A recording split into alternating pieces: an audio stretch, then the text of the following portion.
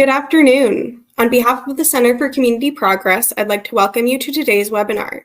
My name is Julia Zimmerman, and I serve as the Program Officer for Education, Leadership, and Engagement here at Community Progress. I'm coming to you from Washington, D.C., and I encourage you to share your name and where you're signing in from in the chat. Community Progress webinars equip participants with the building blocks to understand and solve tough challenges related to property vacancy, abandonment, and deterioration. For today's webinar, we are joined by Tim Deem, Director Alyssa Hernandez, and Liz Kozub. Tim Deem is the Planning and Design Specialist at Western Reserve Land Conservancy, Ohio's largest land trust. He uses his background in landscape architecture and city planning to impact vacant land in Cleveland. Since 2019, he has researched and developed scalable strategies to enrich vacant land across the city and collaborated with local partners to design and build parks and gardens on vacant land. Alyssa Hernandez serves as the Director of Community Development for the City of Cleveland. As director, Hernandez oversees the disbursement of both HUD and capital funds in programs targeting homelessness, housing improvement and affordability, and lead abatement. Born and raised in Chicago's south suburbs, Hernandez holds a bachelor's degree in geography and public policy from DePaul University and a master's degree in education policy and leadership studies from Florida State University.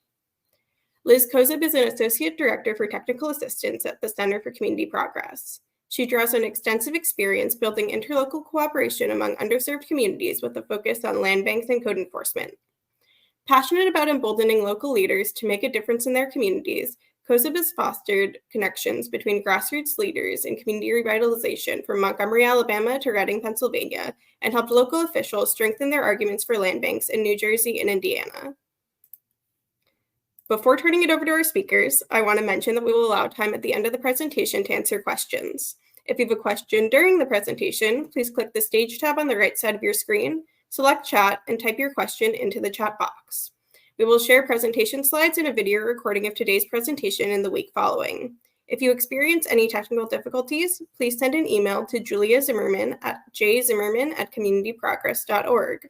And with that, I will turn it over to Tim. Thanks, Julia, and thank you so much for having me today. I'm really excited to be here.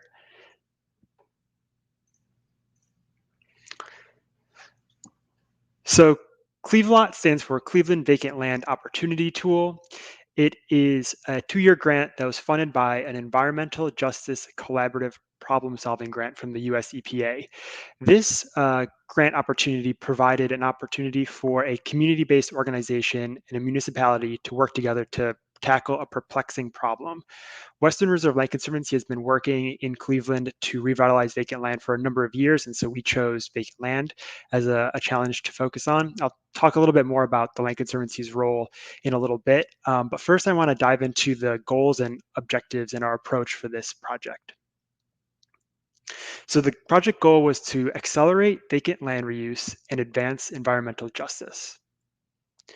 Our vision was to achieve our goal by collaboratively building a set of transparent and accessible planning tools. And we approached this goal by building tools that address common pain points across multiple user journeys. To give you a sense of what I mean, let's look at one user journey. This is Lucille. She's a resident of Cleveland.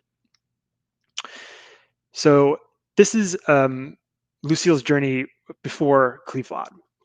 She always dreamed of transforming the vacant lot next door into a beautiful garden. One day, she decided to begin her journey, but had a lot of questions and wasn't sure where to find answers. She finally found the right forms to fill out, but she was never sure if her application would be accepted. It felt like an eternity waiting to hear about her application. She had no idea where it was in the approval process. One day, she learned that her application was approved and the lot was officially hers. She wanted to dive into transforming the lot, but soon felt uncertain and unprepared on her own. And without help, she kept running into challenges, so her lot's condition got even more overwhelming. So what we sought to do was transform the journey into something that sounds a little bit more like this. Lucille always wanted to transform the vacant lot next door into a beautiful garden. One day, she was invited to attend a vacant land clinic at our local library branch, where an advisor helped her learn more about vacant land reuse. Later, she applied online through the Land Bank's website, which was easy to keep track of her application's progress. The advisors at the library also introduced her to community members who helped make a plan and apply for a small grant. Soon, she learned her application was approved and the lot was officially hers. She got started putting her plan into action right away, picking up trash and laying out garden beds. She invited neighbors and volunteers to help her out. Together, they overcame challenges and learned together. After months of hard work, her once vacant lot became a community garden enjoyed by the entire community. So we wanted to try to improve Lucille's experience, but also Tiana, who works at a CDC or Community Development Corporation, or Victoria, who maybe works in the city's land bank department as a staff person. By better understanding multiple user journeys, we were able to build tools that address common pain points. And to understand all these user journeys, we had to work with a wide range of partners and stakeholders. So we were really fortunate to have great partnership with the City of Cleveland, especially community development, and planning, public works, and sustainability. All those departments have pretty intimate um, management over vacant land in the city. We also worked with city council members, a number of nonprofits in Cleveland, and then over 30 other organizations, initiatives, and individuals participated in our process. So to take a step back and tell you a little bit about why Western Reserve Land Conservancy was leading this project, I'll kind of tell you a little story. So if you drive around Northeast Ohio, you'll see a lot of signs like this, and that's because the Land Conservancy works across Ohio to preserve a lot of natural areas and farmland. That's kind of where the majority of our work is done. We've conserved over 70,000 acres, and a lot of our properties look something like this. There's a lot of farms, a lot of forest areas.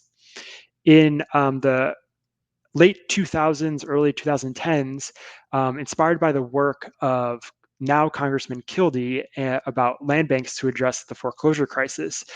The first director of our urban work, Jim Rakakis, and Gus Franco started to create the Cuyahoga Land Bank. And Jim used that as a springboard to develop more land banks across Ohio. So the first 10 years or decade of our work, we focus on creating land banks throughout Northeast Ohio or across the state of Ohio. And so the work of that kind of looked like going into a neighborhood where there were vacant and abandoned properties such as this, nestled among other nice properties. You can see this house with a nice newly painted porch and nice landscaping. And we conducted property surveys, and we still conduct property surveys as one of the core tenets of our work, where we would inventory every single parcel and document housing conditions. That could then lead to more strategic demolition of properties. And a lot of the times, this land bank work resulted in a lot more vacant lots in the city. And so our work really turned towards how do we revitalize these vacant lots to support neighborhood development. And we worked at a number of scales, including helping residents acquire side yards and make improvements. We've worked with community development corporations to develop a neighborhood pathway. This is sort of mid-block on some vacant lots that connects two streets. And we've also done larger projects. This is the Ubuntu Gathering Place. That was an old Saab dealership. It was owned by a local social services nonprofit. We partnered with them to help fundraise and manage the construction of this community gathering space. We've also worked with developers in order to kind of align green space development with what I think of as gray development. So in one neighborhood in particular, Habitat for Humanity was really active, where Habitat would build houses, we would plant trees. Our organization has a really robust tree planting program, so you can see the trees out front. We'd plant a new tree at every Habitat house. And so one of the challenges that we would run into with side yard owners or other nonprofits that we would partner with to develop parks or other people seeking to invest in developing vacant land was that it was really tricky to access the vacant land from the City of Cleveland's land bank. So that's what inspired us to apply for this grant and just take a step back from doing one project and look at the vacant land reuse process. To give you a context of how much vacant land there is in Cleveland, if you compare the amount of area that's vacant between Detroit, Buffalo, and Cleveland, we have about the same amount of vacant land as Detroit and almost twice that of Buffalo.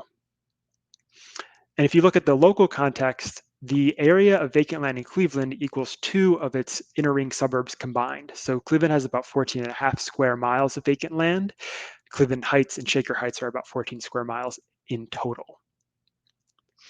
Another point that I want to make is that there are 2 land banks in Cleveland. Just to kind of clarify this, the Cleveland Land Bank was formed in the 1970s. It only owns vacant lots, and it manages about 2/3 of all vacant land in Cleveland, a little over 18,000 lots.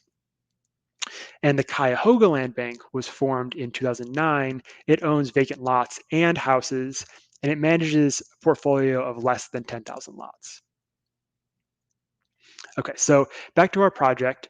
We focused our work for our um, grant in the southeast side of Cleveland, in these neighborhoods which were served by our CDC partners. It also contains 25% of the Cleveland Land Bank inventory.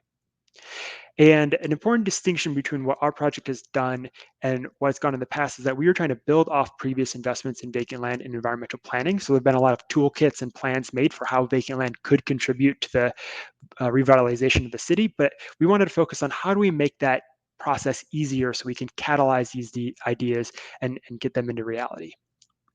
We had a 2-year grant period starting in about February of 2002 with an advisory committee meeting where we gathered together the organizations that we applied for the grant with and just went over the goals and created this vacant land ecosystem map that mapped all the different entities that might have a role reusing vacant land in Cleveland with residents at the center, knowing that they're kind of impacted by this on a day-to-day basis. So using that map, we reached out to a lot of those organizations and held our first stakeholder summit where we had different types of vacant land users present on their experiences reusing vacant land. And then we went through this activity where we mapped out fictional personas of people who might use vacant land. So for example, we have Jasmine who works at a nonprofit. She has a certain amount of technological expertise and vacant land experience. We also have Lucille, who has, she's like maybe a retired teacher of some kind, and very low technology experience, maybe not a lot of experience using vacant land, a developer, a city staff person, an activist, and a CDC staff member. And the goal was for the participants in our meeting to map out what this person's journey looks like, showing what actions they're taking, what thoughts they're having as they're taking those actions, and then how they're feeling during those activities. And that allowed us to map and see where people were getting hung up. And like I said before, we were trying to compare different user experiences to find those common pain points and then build tools so that we could turn those frowny faces into happy faces. So it's not going to be a perfectly fluid system, but it's going to be a lot smoother than it was before. In our second stakeholder summit, we took the learnings and findings from the first stakeholder summit, where those rough patches were that were common to different users, and we broke out into working groups, breakout groups to form working groups that would advance the grant's goals. So we ended up with 4 different working groups, and significantly, we had co-chairs of these working groups that were one member of our nonprofit partner group, as well as one high-ranking member of the Cleveland administration. So that put together people who are experiencing problems with people who are able to solve those problems and lead these groups to help solve a problem in one of these 4 domains: long-term stewardship and support, planning criteria, metrics, and integration, planning transparency and community engagement, and policy and funding.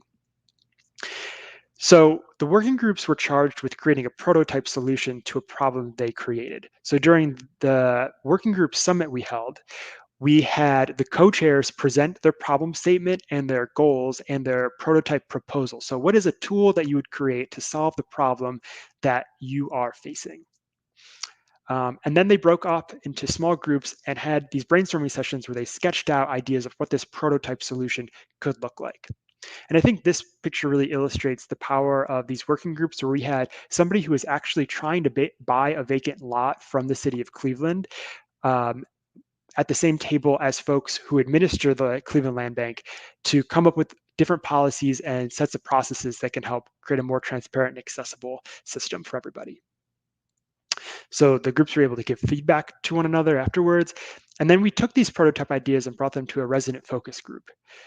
During the focus group, we had 13 residents kind of take a closer look at these proposals and prototypes and processes and give feedback about how they might relate to their experiences and just provide some more insights about how they could become better. So at the third stakeholder summit, we wanted to take a look at the criteria that would help us determine future uses of vacant land. This was a conversation that came out throughout all of our working group meetings. It was like, how do we determine which vacant lots should be used for which purposes. So we held a summit to try to explore this topic more in depth. We presented about the work so far. The city of Cleveland was able to present their vacant lot use recommendation algorithm and process that they're using to determine future uses for vacant land. And then we broke up into small groups where we discussed which criteria could best be used for gray development, like housing and new businesses, and green development, like parks and gardens and reforestation. Then we had everybody put their comments on the wall. And one of the interesting findings from this was that we were able to find like a pretty consistent set of criteria that should be considered. However, within that criteria, there are different ways of considering how it can be used to determine the future use of land. So for example, if you think about tree canopy, some groups said that low tree canopy is an area for green development because we want to increase tree canopy in those areas, while other groups said that low tree canopy areas are easier to develop. You don't have to cut down any trees. So there's sort of a more complex and nuanced approach we needed to take to develop criteria to help determine future uses of vacant land. Now I want to take you a little bit more deeply into the working group meetings and the tools and prototypes that we've developed to address the working group problem statements. I'll read the problem statements to you. I think this might be really insightful. I think these problem statements help summarize a complex problem in a very precise way that helps lead to more actionable and creative solutions. So I'll read the problem statement and I'll present the prototype solutions that the groups developed. So decision makers lack an environmental justice data tool to locate projects on vacant land with consideration to beneficial and harmful features and in alignment with neighborhood, city, and regional goals. The prototype they proposed were clear infographics about what environmental justice means. So in some of the feedback sessions we heard, there's a lot of different understandings of what environmental justice means. It might be a common term in the planning sphere, but if you're talking to a resident without much experience, they might not understand what exactly environmental justice means. So creating a set of clear infographics is the first step to help communicate an idea that you want to help guide a planning process. This group has advanced their prototype, and it's sort of trying to build that tool, like how do you create a parcel data planning app that would allow alignment between neighborhood, city, and regional goals, as well as synthesizing a data-driven approach to determining uses of future land with a very ground truth based approach where residents can be engaged in determining these uses and verifying whether the recommendations from the data make sense on the ground. The policy and funding group said that the current land bank disposition process is time sensitive, reactive, and lacks strategy, causing the rate of incoming parcels to outpace the rate of parcel disposition and a steady increase in parcel inventory. So their prototype was an expedited review option. You can see the current process up top has to go through a lot of different review steps by a lot of different entities in the city of Cleveland. And so their proposal was, could you create an expedited review option where if the application meets certain criteria, you can kind of get the sign off ahead of time and solve or expedite that step of getting a bunch of approval from folks in a reactionary way. They're also looking at creating user-friendly land bank programs to open up the different types of possibilities that you can apply for land to use.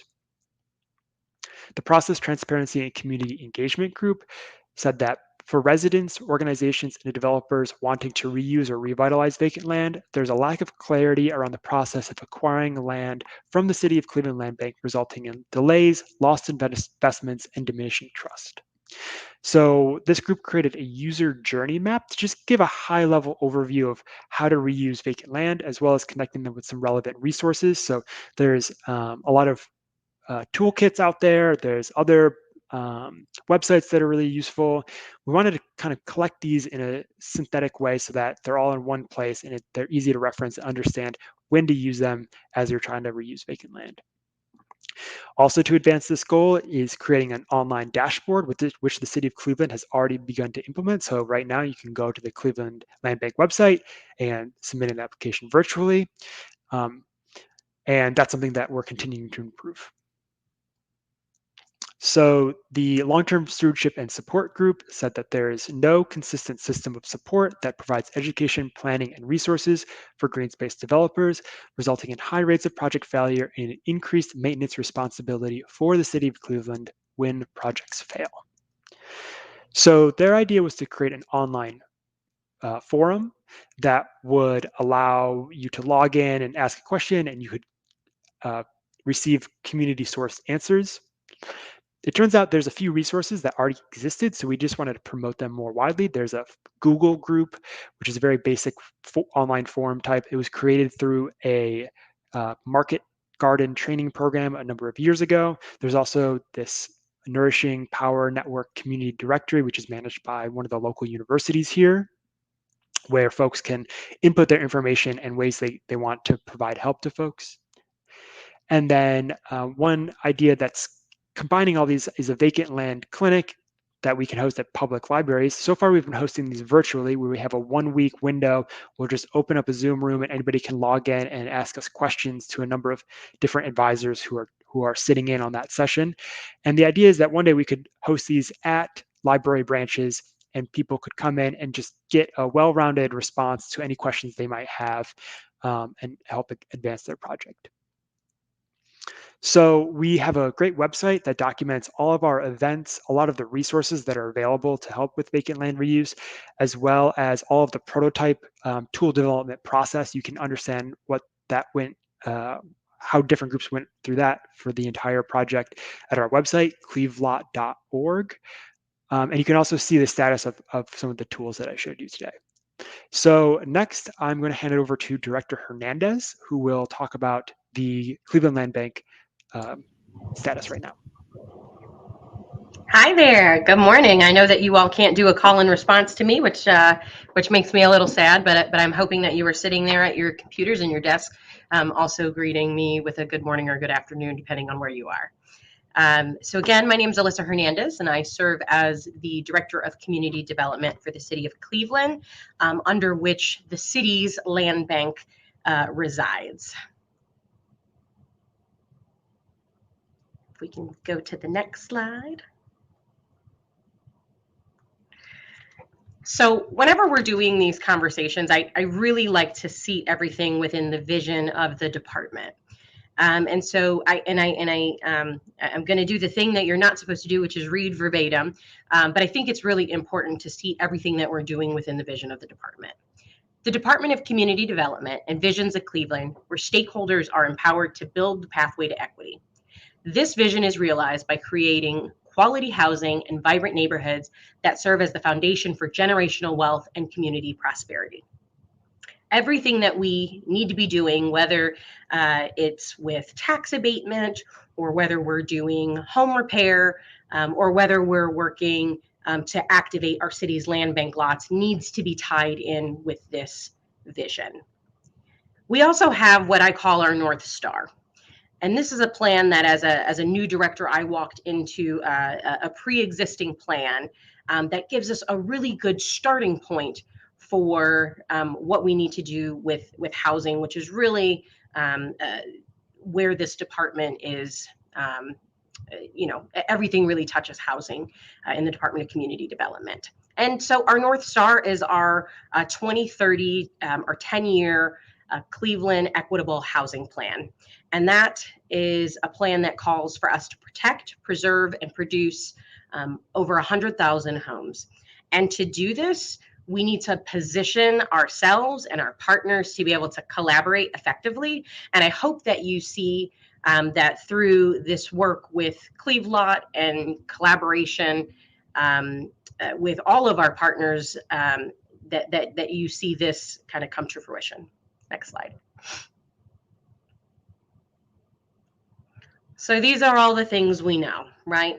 All of the vacant lots in Cleveland could cover 3 airports. We know that when you have vacant land, it comes with a lot of baggage. It comes with sometimes illegal activity, illegal dump sites that have construction materials. Those become environmental hazards, right? Maybe safety hazards for kids while they're playing, right? Maybe there's overgrown grass. We know that with over 18,000 parcels, and again, that is just within the city's vacant land bank that we have authority over.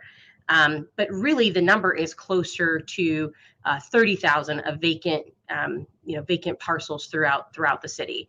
So, with all of those parcels, and if Tim, you could go to the next. With all of those parcels, we know that the issue is immense. We know it's absolutely huge.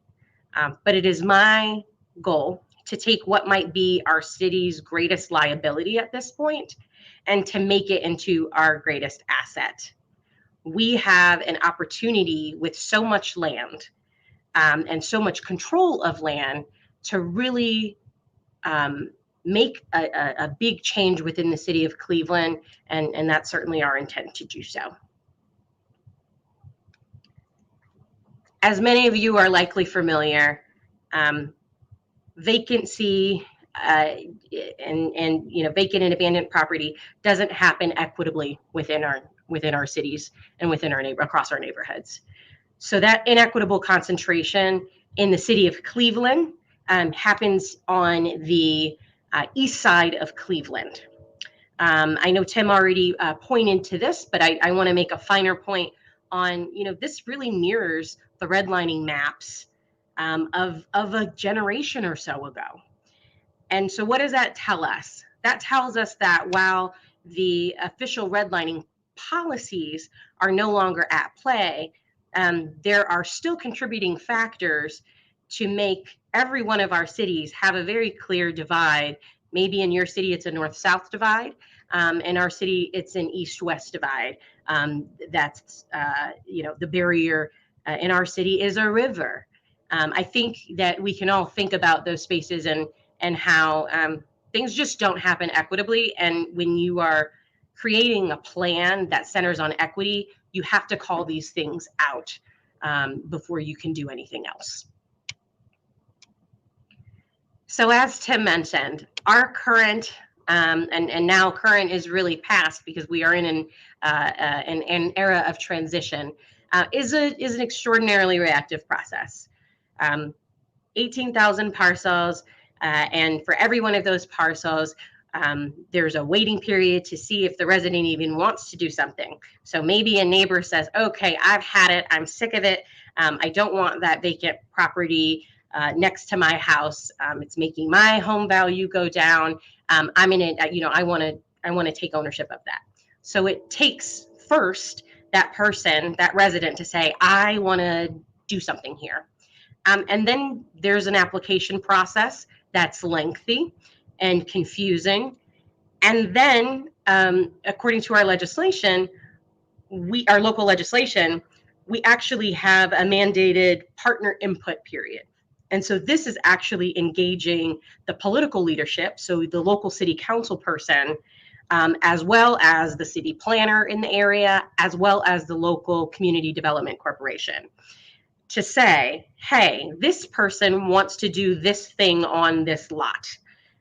Is that okay? Do we think that that's a good idea? And we have to give 45 days. So already you can see that this is quite a lengthy process. After there's those 45 days, once a decision is made, then we go through the process of transferring ownership. Our process now is proactive, and it's data centered. So we are doing through the work of CLEVLOT and through the work that you heard Tim talk about earlier and that our department has historically done. We have done some analysis on these vacant lots. And instead of waiting for a resident to say, or a developer to say, I want to do this thing on this lot, we are saying, what's the highest and best use for this parcel of land? Let's coalesce around that intended use, and let's see how we can activate these lots. And that may happen in a bunch of different ways. It could happen through housing development. It could be neighborhood gardens. It could be a land trust, or it could be urban agriculture, or any number of things that are not necessarily prescribed. But what is that ideal end use that we have for these parcels? And then once we come to that decision, what are we going to do? Then we need to proactively seek out partners, different programming opportunities, perhaps grant opportunities. Here at the city, we do that through RFPs. And we say, here's what we would like to see as a community happen to these specific lots. Community, residents, partners, other organizations, can you respond to that and help us to activate these lots? We can do that since we've now agreed on what that on what that end use is. Then now we can go through an expedited process and then move to the transfer of those parcels. Now, what happens if we don't get to that place of consensus? Or what happens when a resident says, I know you think that there should be a house next to my house, but I'd really like to use this space as a garden. Well, then we will revert back to that reactive process. But that reactive process really needs to be the exception and not the rule. So if there is a request that doesn't match, there are processes in place to be responsive to the resident or developer request. One of the other major changes that we've made is a new pricing tool. And so we use here in the city of Cleveland this 3 market typology to do a whole range of things.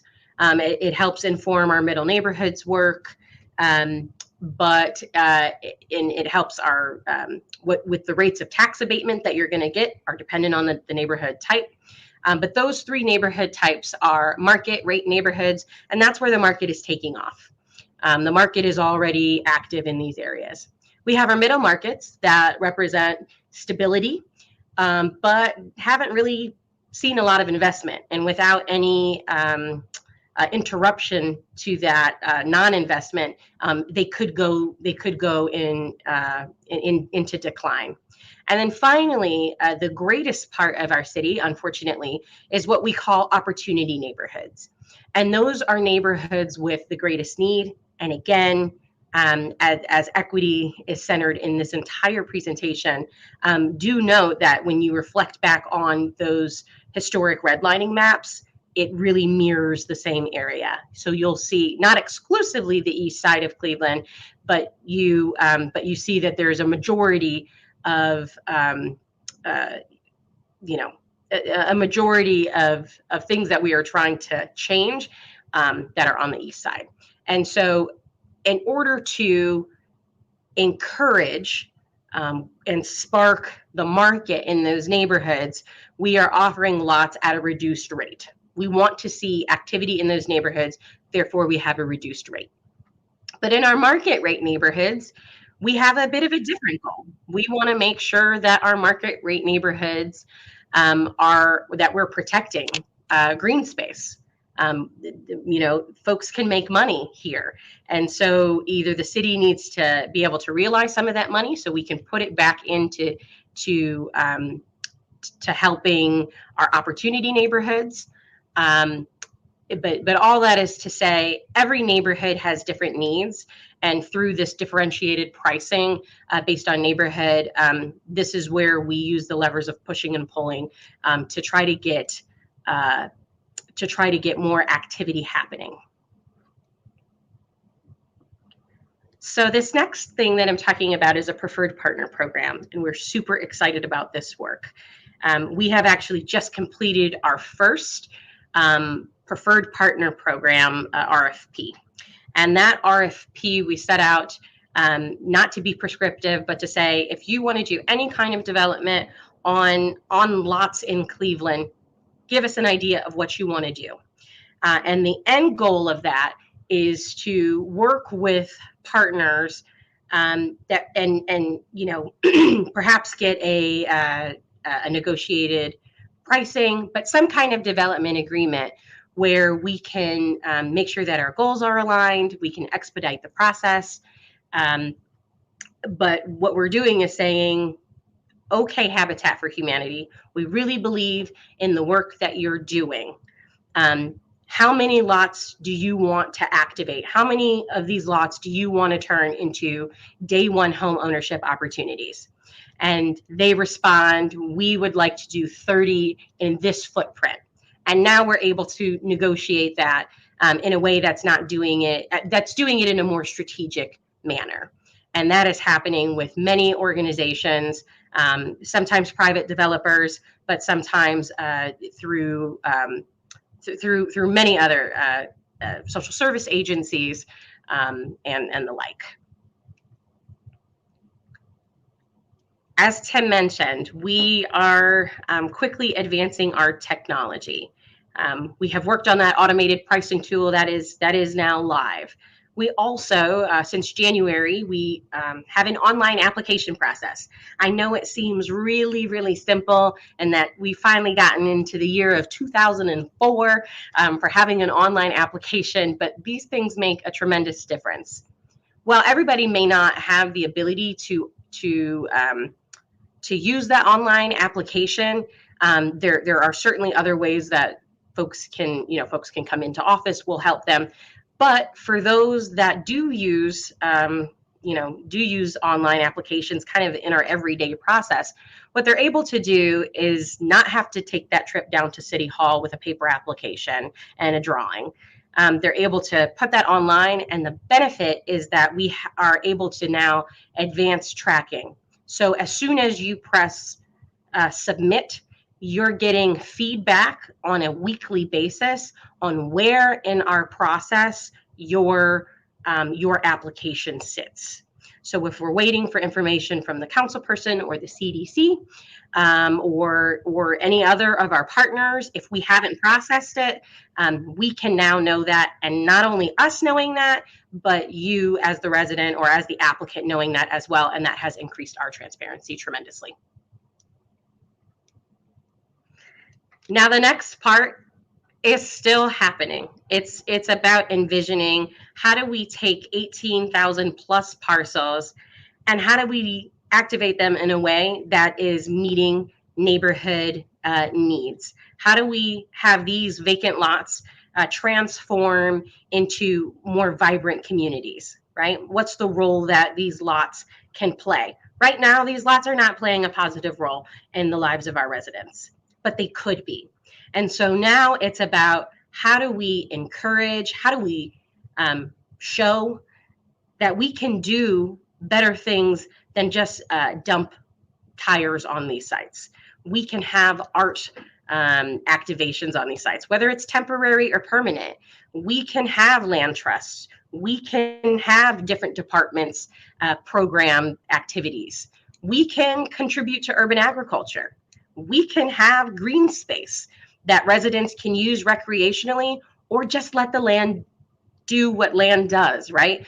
We can contribute so much, but we have to be, we have to do this in a way that is both collaborative and super intentional. And this is the exciting part of what we're stepping into regarding our land bank in the next year or so. And I'm super excited to take any questions, as well as any suggestions that you may have. Thanks for your participation.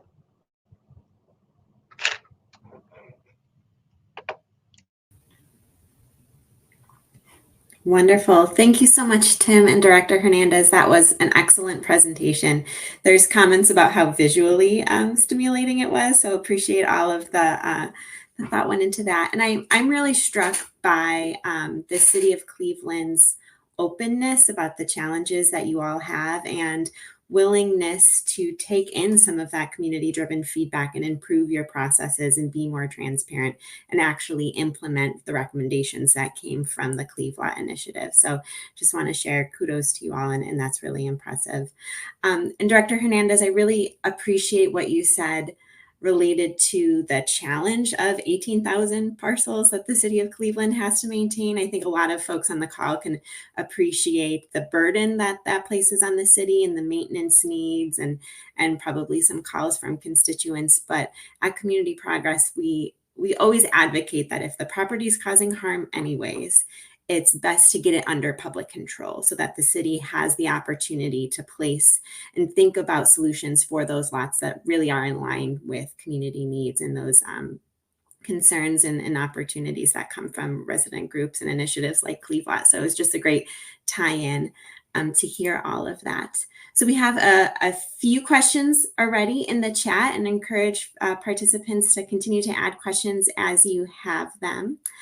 And so the first question I'll ask to you, Director Hernandez, is really related to getting some of the elected leadership buy-in in terms of changing the city's approach to moving some of the existing inventory into the hands of resident groups and others. So can you share a little bit about how that went, and if there's been anything you've learned in terms of releasing control potentially from elected officials? And Tim, if you have anything to add to that, please feel free. Yeah, and I'll just jump in real quick, Director Hernandez, because this was something we did intentionally through the project. I didn't mention it during the presentation, but we've had really great partnership with a lot of academic institutions. And so Case Western Reserve University has an environmental law clinic that just started basically when we started this grant, and they were looking for some clients. So we were able to work with legal interns from that clinic. They interviewed city administration folks who work under Director Hernandez one semester about their challenges and experiences with the land bank. And then they interviewed 6 or 7 council members the next semester to understand their perspectives on land bank. Some council members had wards where there was almost no land bank land available. Other council members had a plethora of vacant land. So we were able to capture those opinions and then provide kind of like where the common ground was to the director for kind of further action. Liz, I try to live by radical honesty, and you said a word that was past tense, and it's not. It is very present. This is an ever present. I don't really want to say struggle, but this is it's transition is really hard. Transition is really hard, and when you want to be very collaborative in this process, it does require change. Everybody wants the circumstance to change, but not everybody wants to change their actions and their part of the process. And so there are ongoing conversations. My stance is we have to start. So I'm going to go through and have 7 different doors that I'm going through. And if I have 3 or 4 of them that are shut, well, I'm going to go through those ones that are open. And if that means that we are needing to pilot in certain areas of the community where elected representation is more in favor of that, then that's what we need to do. But the other part of it is, let's have these open and honest conversations about the land and about intended end use and what we really want to see. So one of the ways that we are dealing with this is we're allowing we're having those conversations with the council people first, because we know if they're not on board with that end use, it really doesn't matter what the CDC says, and it really doesn't matter what planning says all the time. We have to have some alignment there, and we're ongoing.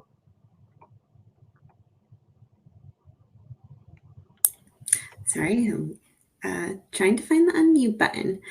Wonderful, thank you for that honest response. And I think a lot of folks can relate to that. Change is hard, and some of this requires change, and those conversations take time. Another question came related to kind of the public inventory of vacant lots, and then also the private inventory of vacant lots. And so Tim, can you just clarify? CLEVLOT was really focused on figuring. My screen froze. Are you able to see and hear me? Yeah, it's kind of spotty. We're hearing every third word, but I think we can probably piece some of it together, but maybe hit the high points again.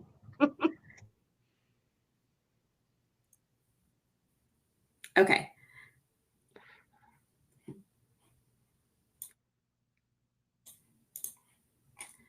Sorry, all. I'm having some technical. That's okay. I think the question is, how does your work incorporate privately owned vacant lots? So yeah, I think Director Hernandez pointed this out, that there's like that we have a huge opportunity because the city already owns almost 2/3 of the vacant lots in the city. The privately owned lots, I think, kind of happen on a case-by-case basis. Like, we have the Cuyahoga Land Bank, which is a great tool. So if those properties are going for a foreclosure or something like that, like, there is a pathway that we have, and we have a really great mechanism. I think that's something that Ohio is really fortunate to have, to get those privately owned abandoned properties back into public ownership. But we didn't really focus on those issues throughout this grant. We were really focused on publicly owned land bank lots. And I'll also add there, with 18,000 plus parcels, we have a great starting point within our very central locus of control.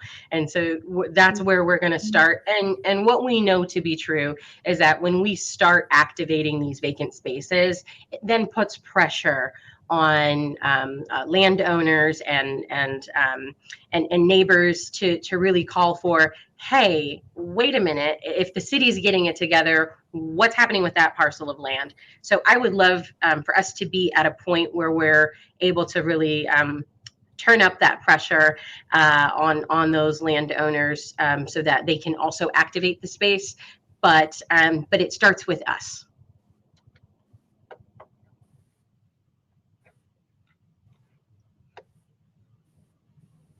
Wonderful. We've got another question about how, if at all, this work has been paired with any type of conversations around reforming zoning in a specific place to allow for some of those highest and best use items that you may all be identifying. Super happy for that question. I was excited when I saw it in the chat. So a little bit of, I'm going to take a nerdy side on governance real quick. So the way that we are structured within the city of Cleveland is we work within clusters. And the cluster that I sit in, so as the Department of Community Development, we are also paired with sister departments, which are the Planning Commission, Building and Housing, as well as Economic Development. So we've got community development, economic development, planning, as well as our building, our building code folks. So we work very closely in collaboration with one another. So the short of it is yes, lots of things are happening in parallel. It's super excited that we reached our city planning director, Joyce Huang, was able to this week bring us a win home from City Council, and that we're moving to form-based code. And this is going to take away the decades and generations of the Euclidean code, where basically everything that we want to do, whether it's really innovative or not, is against code. So this is working hand in hand. It's also why you see city planning as a really important part of the CLEVLOT process. Some of the pictures that you saw have the assistant director of planning, who was involved in this work before she was even the assistant director. And they're a very key stakeholder, and we're in constant conversation. I think the overall theme for this initiative is really collaboration at that high level of how can we improve processes, and then at that really parcel-based level of zoning and code enforcement and all of those other things. So thank you for that. Let's see, we are getting a lot of questions in, which is wonderful. Can you talk a little bit, Director Hernandez, about you talked about putting together that RFP process and identifying the partners as part of that work. How do you balance that RFP process and highest and best use for that lot with the need to potentially give or award that lot to the highest bid? Can you talk a little bit about that? Yeah. Highest bid is not really, we're not driven by the highest bid. while it is true that we're not giving lots away like historically we have, many things can be true at the same time. It's important that we do collect those funds and that we do turn that into good use. But our goal here is really to activate those parcels. And again, we have some flexibility with 18,000 parcels. There's enough to both do that development as well as to do highest and best. So in some occasions, the highest and best is going to be development, and we're going to, we're going to put it out. I won't say to the highest bidder, because we do have a set price, and that's part of that transparency. That transparency piece. So there's some element of first come, first serve, but it's also what's going to be the added value, right? Are you gonna in a market neighborhood, right? If I've got 2 applications to put housing in a market rate neighborhood, and one is saying I'm going to have luxury lofts for one, for 2 families, and another is saying I'm going to do more affordable for 6 to 8 6 to 8 units of housing, and I'm going to keep it affordable at a certain level. I am going to go towards that more affordable, as well as getting that value, especially in those higher pressure markets, in those market areas. And so to us, both of those things could be a win, right? Both of those things could be a win. There's nuance there, and that's why we work with our partners. We are doing community engagement and outreach to make sure that the community's values are also taken into account. And that's why you see planning at the table. That's why you see the elected official at the table, as well as the local community development corporation. Speaking of getting community at the table and engaged in these conversations, Tim, I want to turn back to you. I was really struck by just the imagery of the CLEVLOT experience and how many folks showed up and seemed, again, just by pictures, but to be active in terms of providing feedback, and was really struck by the woman who had the drawing of an actual lot by her house. So can you talk a little bit about what that process was like for getting folks in the door, maybe where you held those advisory committee meetings? How did you make sure that was accessible so that you were getting a various group of residents and community leaders to participate in this initiative? Yeah, so one thing we did was work in that specified geography where there were 2 community development corporations, and we really relied on them and their connections to local residents to bring those folks in and get their perspectives. And then the working groups were, so let me take a step back. The 2 stakeholder summits where we formed the working groups and did the user journey mapping, those were hosted at the CDC headquarters in the neighborhood. So it was very easy for everybody to get there. And then the working group sessions were all virtual, except for the one where we had at City Hall. So it was kind of easy for people to jump in and jump out, and they could, just listen in if they wanted to. And then we would send out meeting notes every week so people could kind of further comment and influence those ideas. I think that it really was a snowballing effect where different people have different interests in vacant land. It's something like, as the director was saying, you can do kind of anything. It's land. It's like all opportunities are out there. So everybody can kind of come to it from their perspective. And I think focusing on that experience journey of how one person goes from having an idea to having the lot and implementing it, there are a lot of commonalities in those pain points. And so that kept people engaged and attracted to participating in the process so they could see continual process and progress. So focusing on those prototypes, we weren't asking people to create a plan for what to do with vacant land. We're like, what's the thing that we need to make this process easier? That gave a really tangible outcome that we could point to and say, look, your input is in this, and this is how it's being used today or will be used tomorrow as we continue to develop it. So I think focusing on that creation of a thing that solves a problem rather than a plan or a set of recommendations was really critical to keeping people excited. But yeah, I think we were really surprised too at the final Levin Forum event that we had, which was at the local college. We had standing room only. It was really remarkable how many people care about this issue. So it's exciting to see that much energy behind it. Awesome. So we have time for one last question. I'm going to pose it to both of you.